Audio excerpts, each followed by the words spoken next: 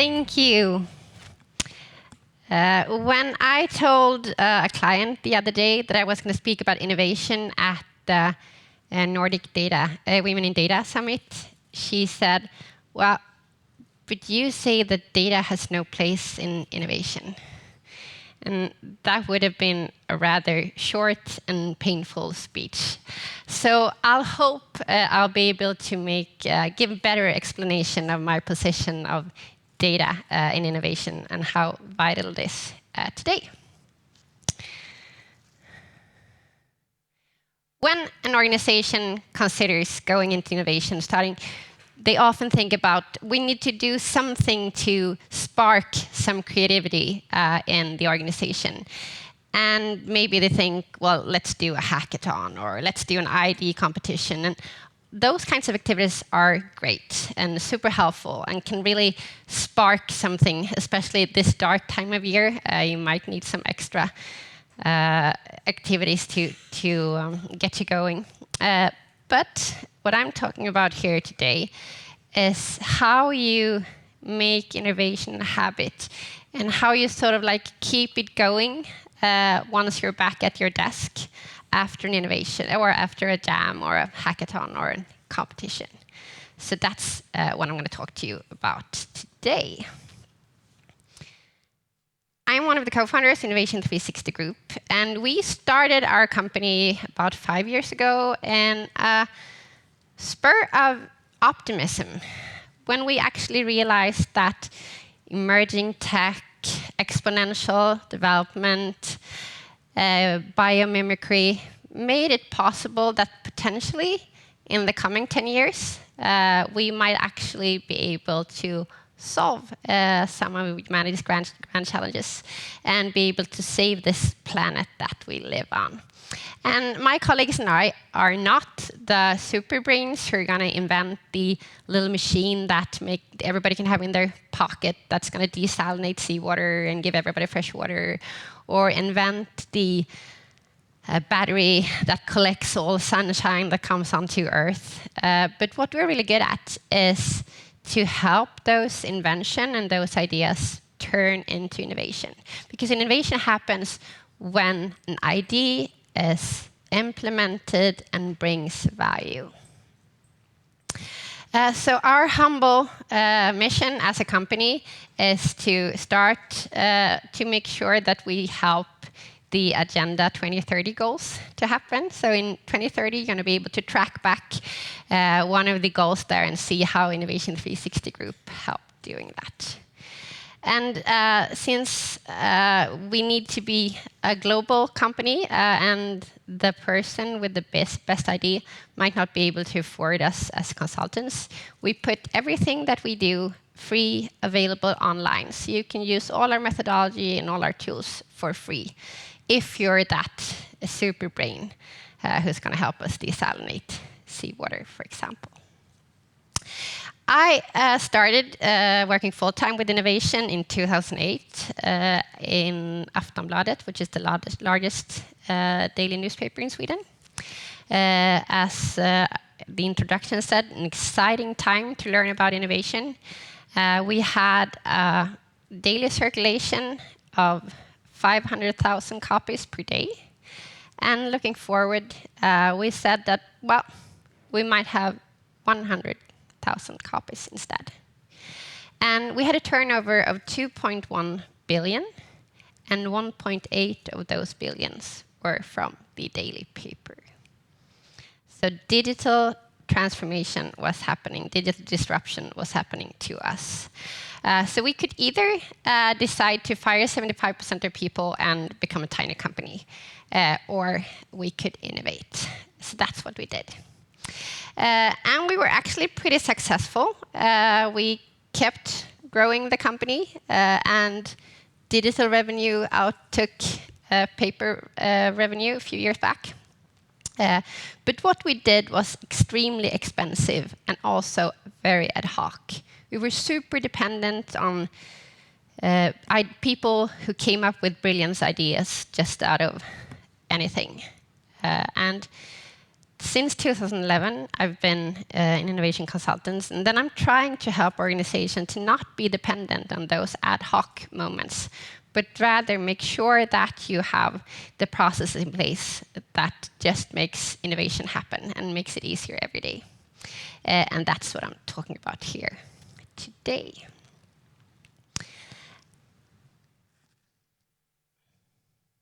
As I said, Inovation360 Group, we help companies raise their innovation capability. And we start by assessing, measuring and assessing innovation capability. And we've done that about 5,000 companies around the world. And if we do a snapshot into our database of perceived innovation capability, anytime it's going to look like this. That selection, the second phase of the innovation process, where you decide if an idea is actually good for you or not, is actually the hardest part. And why is that? Well, actually, it's not that hard to understand, because as data scientists and also from school, we learned that if we want to know if an idea is good or not, what we do is we look at existing data. When we did something similar, how much did it cost to implement that, and how much could we get out of that? And then we use that data to do prognosis to understand how good is this idea. And that's perfectly fine if you're doing what you've already always been doing. But if you're in innovation, you're by definition doing something new. And any data you have might be beautiful, but to use it for prognosis for something you've never done before is just going to be make-believe.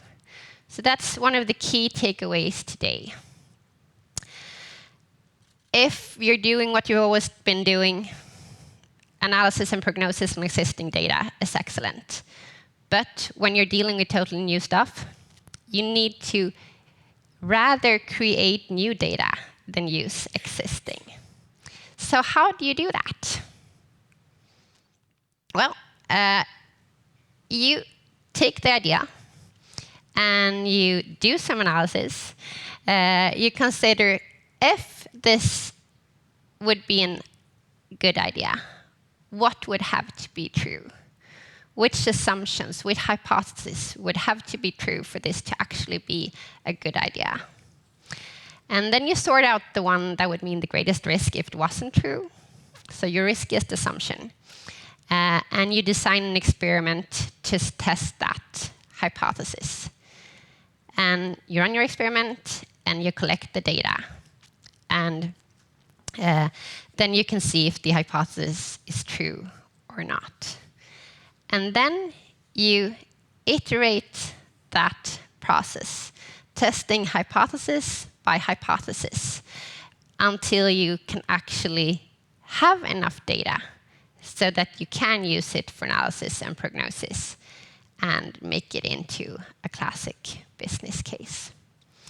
So we call it, when you're doing what you've always been doing, we call it strategic certainty.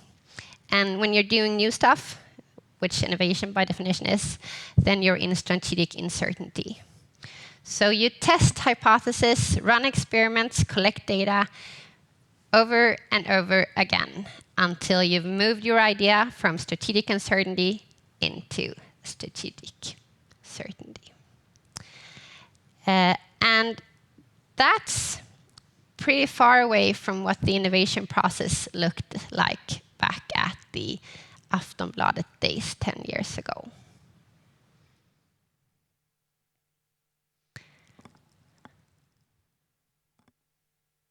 Classic product development process, classic innovation process. You have to be pretty cocksure of your idea if you're ever going to venture to give your idea to the innovation team and see if it might potentially go all the way through the innovation funnel. And that's what we want to avoid. We want to not have an innovation process that is risk minimizing. We want an innovation process that is possibility maximizing. So we're building data instead of breaking data down. But the innovation process cannot live by itself in the organization. You do need a thriving environment for it. And the things that you need to make innovation a habit are actually three things. The hypothesis-based approach, which we call the hypothesis testing, is a very innovative habit that you can easily spread across your organization. But it's only going to be fun and games and good day at work unless you make sure that you have some kind of governance process that makes sure that any innovation that happens in the desired strategic direction. Because you want your innovation to help your strategy come through. And you have the process to make sure that you continuously generate, evaluate, and implement the ideas, and that they actually bring value. And the third thing you need is an organization with a culture that supports innovation. So we talked about the process, and let's jump into the governance part. When you govern innovation, you want to take the corporate strategy and you want to break it down into an innovation strategy. And an innovation strategy is actually strategic initiatives over 3 horizons, so that you make sure you do something to improve the operations today, the core business that you're in today, your strategic certainty. And you make sure that you're doing some things that are somewhat adjacent to what you're doing today, second horizon, so that you can expand your business going further. And you put a tiny amount of your resources into the third horizons, which is disruptive or transformational, to make sure that if your Aftonbladet moment happens, then you actually have rather radical plans also that you're working on and testing to see if those ideas are good or not for your organization. And that organization, the organization that builds innovation culture, it needs to work bidirectionally. So you both need to have a culture that makes sure that people in your organization dare to be wrong. If you're going to test those hypotheses, you got to dare to make mistakes. And that's almost easier to accomplish than the other direction of your culture, which is you need a management team that, in case if you stop making mistakes and all of a sudden there's a success instead, that they don't panic. And why would they panic?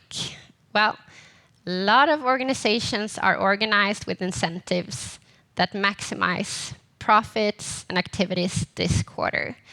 And if that poor management team person would actually pursue your brilliant idea, they might face lower salaries or not meeting their KPIs. So that's a super important part of your innovation culture, that it actually works from 2 directions. And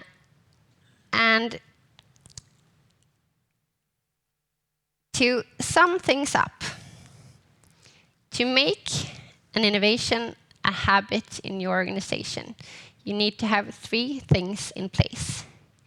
You need innovation governance to make sure that any innovation that happens in the desired strategic direction. And you need an innovation process to make sure that ideas are continuously generated, evaluated, and the good ones are implemented and bring value. Because it's not innovation until ideas or inventions are implemented and bring value. And you need an organization with a culture that supports innovation. And best practice to use data in your innovation work is what we call the hypothesis-based approach. So that is, if you're doing what you've always been doing and you're mostly doing incremental improvements, then classic business cases, analyzing existing data and making prognosis based on that is perfectly fine.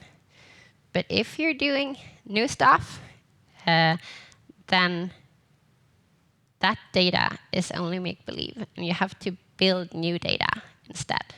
And do that until you have enough data to actually turn it into a business case. That kind of working has very, very little to do with being cocksure that your idea is the right one. And it might take you on such a winding road as my career has taken me in forensic biology and fashion, and then media, and then innovation management, where I actually am most at home. So you need to be prepared for that kind of work. But when that happens, that's when you have the chance of actually making innovation a habit in your organization. And it can work in two directions, where you have employees who dare to test new ideas and see if they fail or not. And you can have a management team who actually anticipate the inspiring things that might come out of the innovation work, instead of looking at it in trepidation and wondering what it's going to do with their quarterly planning. So that's how you make innovation a habit in your organization. Thank you.